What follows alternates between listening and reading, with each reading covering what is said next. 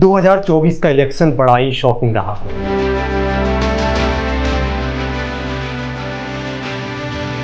जिस तरह बीजेपी ने उम्मीद की थी उस तरह का रिजल्ट नहीं आया।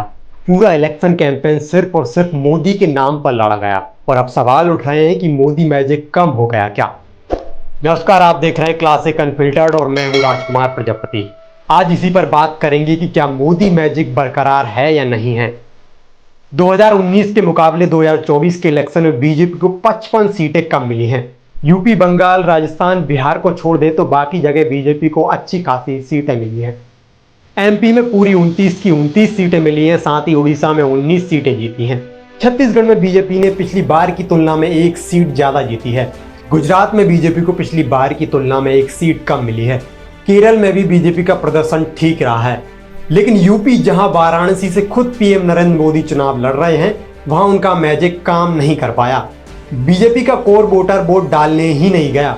उसको लगा कि बीजेपी राम मंदिर लहर में जीत रही है। साथ ही खास वर्ग इतनी भीषण गर्मी में भी वोट डालने पहुंचा और उसका परिणाम आप सबके सामने है। पुरुषोत्तम रूपाला के बयान से छत्रियों में नाराजगी देखने को मिली। केंद्रीय मंत्री पुरुषोत्तम रूपाला के छत्रियों पर दिए बयान से पूरे देश में बीजेपी को बड़ा नुकसान हुआ। छत्रियों के एकजुट होने से उनका बीजेपी को वोट नहीं मिले। बाड़मेर में निर्दलीय चुनाव लड़ रहे भाटी ने इसे बड़ा मुद्दा बनाया। इससे बीजेपी को पूरे देश में कम से कम 20 सीटों पर नुकसान हुआ है। बिहार में बीजेपी को पिछली बार की तुलना में 5 सीटें कम मिली हैं। इसका सबसे बड़ा कारण यह रहा कि लोग बीजेपी और नीतीश कुमार के अलायंस से नाराज थे।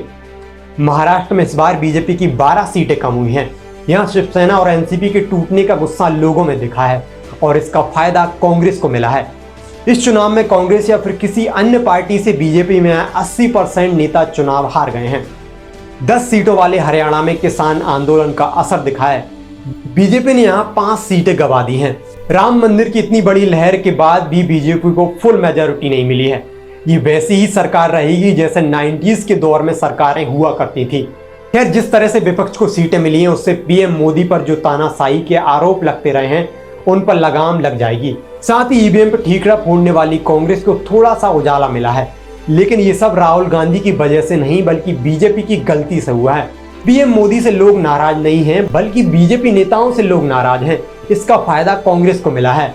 आप इसे कांग्रेस के प्रति लहर नहीं कह सकते, बल्कि ये बीजेपी के लिए एक सबक है। मेरा ये एनालिसिस कैसा लगा कमेंट जरूर करें। जय श्री राम।